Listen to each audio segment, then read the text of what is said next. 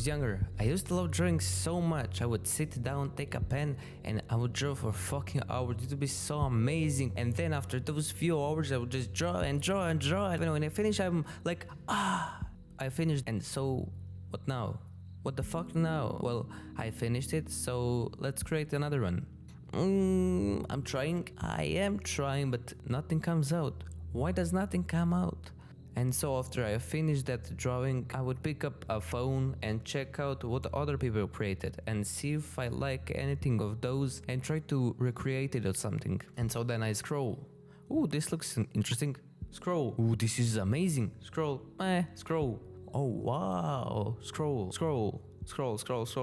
And after those scrolling, I just lose myself in it and I don't feel no more. Even the little motivation that I had for drawing, I lost it. And in the end, I numb myself so much that I just fall asleep.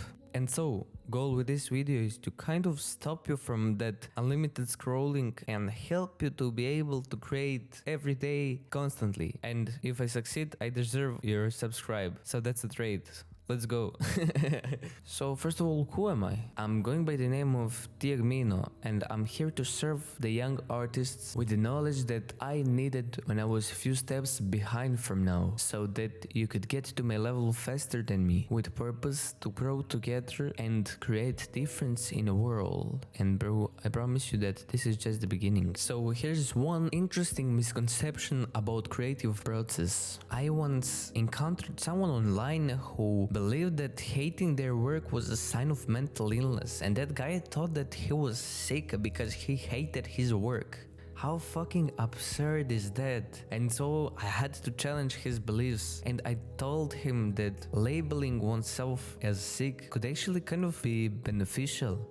I mean, think about it. When you see your art not as a final product, but as something constantly evolving and improving, hating it becomes kind of like a generator for growth. By recognizing what you dislike about your work, you gain insight into areas for improvement. Embracing this dissatisfaction can fuel your progress and lead to greater artistic achievements that you set for yourself. Go and subscribe right now.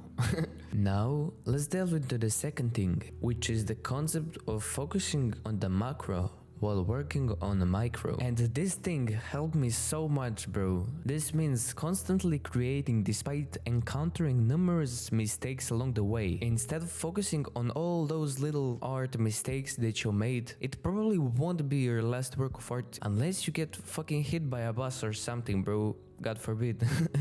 It won't be your last work of art, so then why act like it? So then focus on the mistakes that you made. Don't try perfectly to fix them all, but kind of keep them in mind for the future work, and in between those works you can actually practice those mistakes, try to fix them, and then when you make your next work you try to avoid those mistakes that you made in a previous, and then over time those mistakes will just disappear and adjustments will accumulate, resulting in your significant growth and development. And here is the next one. I think it's the fourth by now. Fourth.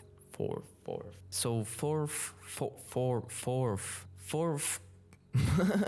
So next effective strategy is imposing constraints on yourself. For example, these next things that I say help me save so much time and create so much more work. And it's pretty simple, bro. It's just eliminating distractions like TV and phone and dedicating yourself solely to the creative progress with just a blank page and pen.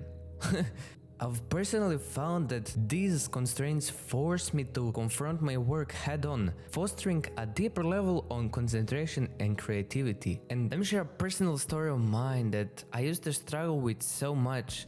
I used to struggle with focusing on my work. I would start working on something only to abandon it soon after, thinking it was kind of good enough for the day because I kind of did for the few hours of that, and then I would be happy. Yeah, I created something. Now I can go lay down in my bed, turn on YouTube on the TV and watch it until I fucking fall asleep.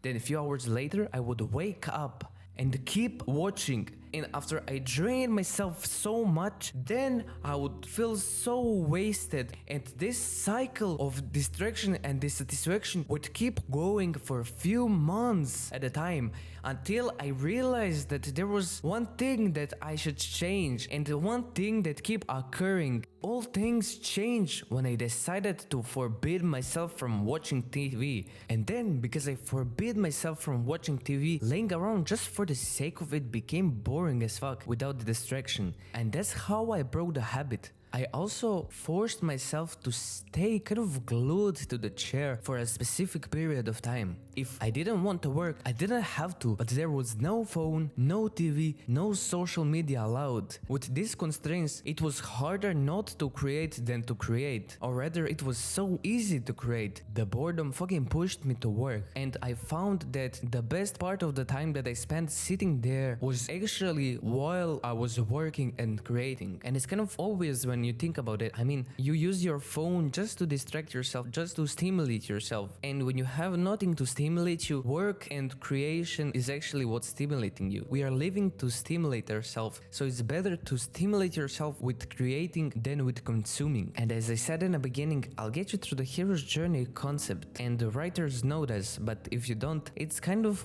how the story is made, and it has around 10 stages, and I'll get you through each of them with the purpose to get you through the creative journey, for you to understand what things you have to do to understand where you are now, what things you have to get through, and where you could be in the future. And I'll get you through that from my own perspective, and I hope that helps. So let's start with the ordinary world, and this is where it all begins, where you're wrestling with the distractions and self-doubt. Also, this is where our journey begins, filled with endless possibilities and untapped potential. Next, we encounter the call to adventure. This is the moment where we decide to share our work with the world, despite our fears and insecurities. It's a bold step into unknown, but one that holds the promise of growth and self-discovery. As we navigate the challenges of the creative process, we'll meet mentors who'll offer guidance and support. These individuals play a crucial role in our development, providing valuable feedback and, the most important thing,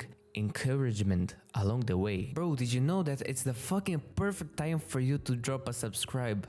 And if you do that, I love you so much, bro. And then, through our journey, we'll face tests, allies, and enemies. These obstacles may seem daunting at first, but they offer valuable lessons and opportunities for growth. By embracing these challenges, we become stronger and more resilient creators. Then comes the next stage. We approach the inmost cave. We confront our deepest fears and insecurities. It's a moment of reckoning where we must confront our demons that threaten to hold us back, but it's also a moment of transformation where we emerge stronger and more determined than ever before. Then comes the next stage, the ordeal, where we truly test our mettle. It's a trial by fire where we must confront our greatest challenges and overcome our darkest fears. But it's also where we discover our true strength and resilience. The reward that we get is actually the culmination of our journey, where we reap the fruits of our labor. I don't know if you heard about that. It's a moment of celebration and reflection, where we recognize how far we've come and how much we've grown as artists. As we embark on the road back,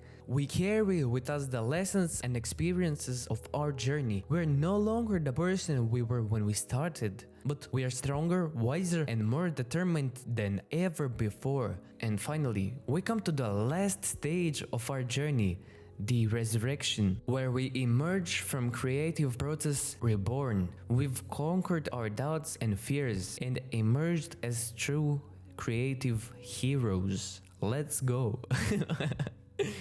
Thank you, bro, for joining me in this epic adventure. Remember, the creative journey is filled with challenges and obstacles, but it's also where we find our greatest triumphs. Keep creating, keep pushing yourself, and never stop exploring the depths of your mind, bro. Until the next time, keep creating, and see ya.